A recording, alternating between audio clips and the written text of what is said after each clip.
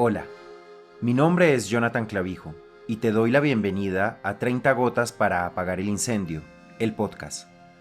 En este espacio, cada palabra, cada historia, quieren provocar reflexiones y acciones que nos permitan construir un país mejor, es decir, más gotas para apagar el incendio. En esta primera temporada les compartiré algunos de los artículos de opinión que dieron vida a mi primer libro, del mismo nombre, 30 gotas para apagar el incendio, disponible en clavijoperiodista.com. Son textos nacidos en medio del conflicto y la esperanza, escritos entre los años 2015 y 2020, cuando Colombia construía el acuerdo de paz con las FARC. Cada episodio es una gota, breve, intensa y escrita desde la convicción de que la palabra también puede ser resistencia. Las columnas estarán acompañadas por una reflexión natural, sin preparación, contándoles algunas historias de este texto o las impresiones que me quedan luego de escucharlo con el pasar del tiempo. Así que bienvenidas y bienvenidos a el capítulo de hoy.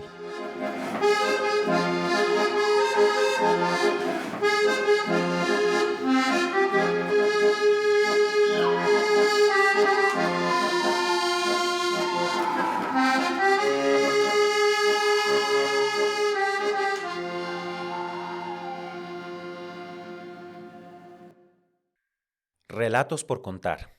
Columna publicada en el periódico El Mundo de Medellín, el 21 de noviembre de 2018. Soldados del ejército, armados con fusiles de largo alcance, rodean la cima de una pequeña montaña. Es un territorio predominantemente dominado por las FARC. Se percibe de inmediato por las pinturas de Alfonso Cano, Manuel Marulanda y otros guerrilleros menos conocidos como Juan Carlos Castañeda o Lucero, que decoran algunas edificaciones endebles. Los soldados miran el terreno mientras siguen caminando, rodeando el lugar. La escena no anticipa ningún enfrentamiento. Por el contrario, los soldados pasan y saludan a los excombatientes y a los campesinos de los alrededores. Todos responden al gesto sin recelos ni rabias visibles.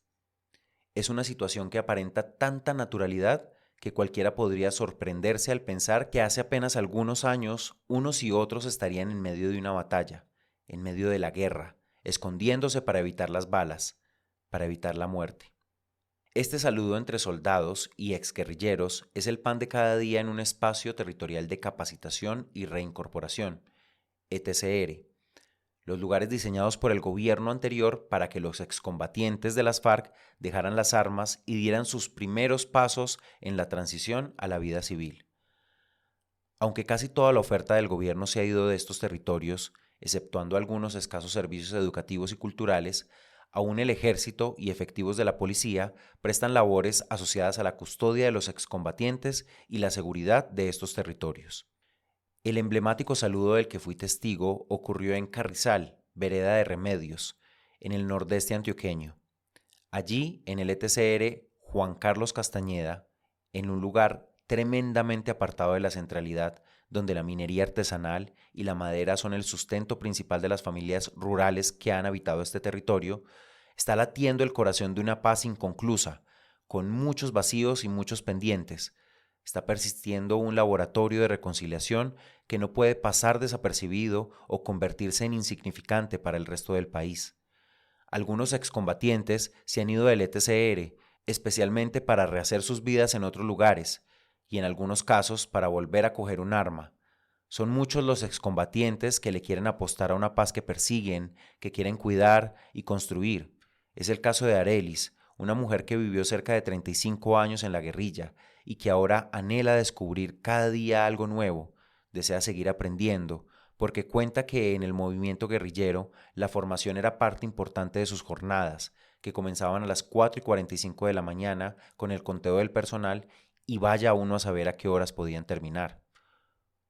O Marily, también conocida como Machito, quien vivió los dolores de la guerra al ver malherido a su compañero sentimental y quien también sintió en carne propia el pánico de un bombardeo indiscriminado en la madrugada, cuando los ataques aéreos se convirtieron en el punto de inflexión de esta guerra y cuando ella, un ser humano especial y cariñoso, madre de James, pudo haber sido solo una baja más.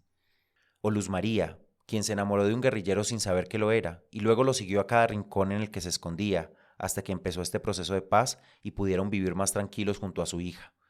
Relatos de amores inesperados, sufrimientos desde la otra orilla, anhelos por cumplir y saludos espontáneos que son desconocidos para muchas personas y que es necesario visibilizar en este proceso de reconciliación nacional para descubrir que no hay blancos y negros después de tantos años de conflicto, sino muchos grises. Relatos por contar que habitan en el campo colombiano, ese lugar en el que pensamos tan poquito desde las ciudades, atribulados por nuestros trancones y nuestros ruidos. Historias de un país que tiene la oportunidad de dejar de lado el odio para construir una Colombia distinta. Nota de cierre. El pasado 11 de noviembre se cumplieron 30 años de la masacre de Segovia, un ataque indiscriminado de grupos paramilitares a esta población del nordeste antioqueño que dejó, según las cifras oficiales, 43 personas muertas, algunas de ellas menores de edad. Todas las víctimas, eso sí, eran población civil que no fue defendida ni por el ejército ni por la policía. En su conmemoración, la Administración Municipal de Segovia dejó 43 sillas vacías con los nombres de las personas asesinadas y unas flores en el parque principal, uno de los escenarios del ataque y el lugar elegido para el evento conmemorativo. Los horrores de la guerra, no importan los bandos que los hayan cometido, no se pueden olvidar, no se deben olvidar para recordarnos lo que no podemos repetir. Pueden leer el texto Relatos por contar, con historias escritas por excombatientes y otros habitantes y ciudadanos de Carrizal, en mi blog www.clavijoperiodista.com. Relatos por contar es una columna que tiene su nombre debido a un libro, una pequeña publicación virtual que fue escrita gracias a unos recursos entregados por la Biblioteca Nacional de Colombia y el Fondo Nacional del Ahorro, proyectos culturales para la construcción de paz en las comunidades que recibían a los excombatientes en los ETCR, espacios territoriales de capacitación y reincorporación.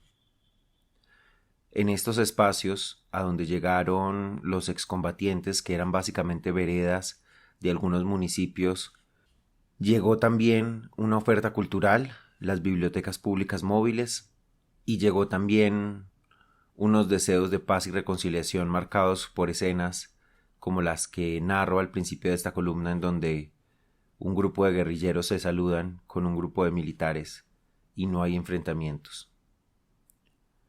Creo que uno de los principales retos en Colombia relacionados con la construcción de paz es que la guerra que se ha vivido en el país ha tenido su epicentro en territorios apartados. Cuando digo apartados, me refiero a apartados de las ciudades principales. Si bien en los 90, por ejemplo, el narcotráfico tuvo varios atentados en las ciudades principales del país, y yo creo que eso fue lo que conmocionó al país en su momento y generó unas respuestas por parte del Estado.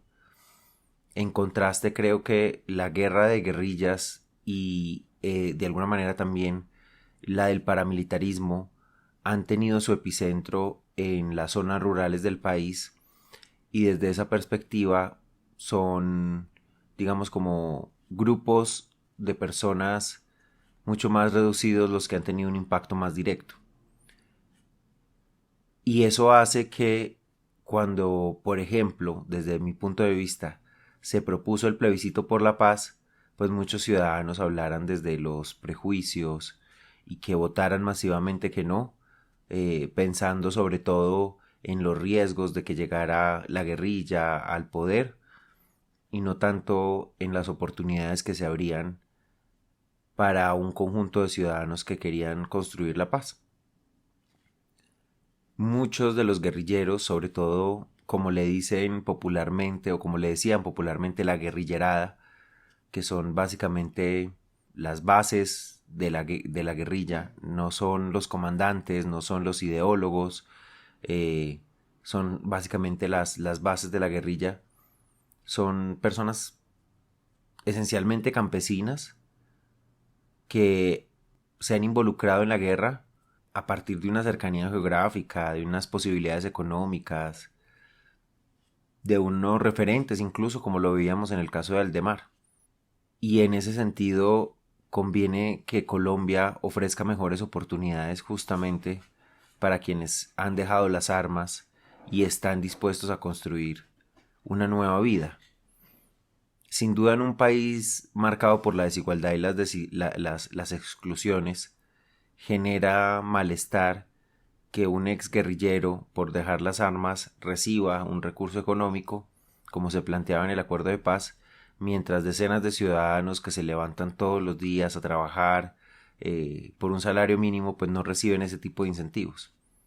Es uno de esos sapos que toca tragarse para construir paz, muy seguramente, pero más allá de eso, es un mensaje también que todos los colombianos deberíamos poder comprender, y es: nuestro desarrollo como país ha sido muy desigual y tenemos que cerrar brechas constantemente para que podamos tener una Colombia mejor, una Colombia construida desde una visión de equidad, de justicia, de reconciliación. Muchas gracias a quienes escuchan este tercer capítulo de 30 gotas para apagar el incendio.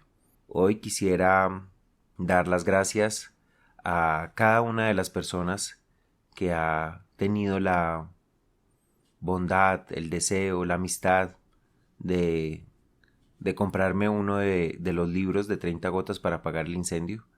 Hoy, cuando ya me quedan 3, 4 libros sobre la mesa, ya algunos de ellos simplemente para el recuerdo, valoro especialmente a todos aquellos que, incluso antes de que saliera el libro, desde la amistad, desde la confianza, desde el cariño, quisieron reservarlo. Hace un poco más de un año justamente estábamos lanzando el libro en Medellín, y es muy valioso ver el proceso que ha cursado este producto, que hoy también se reinterpreta en un podcast. Un abrazo para todas y todos.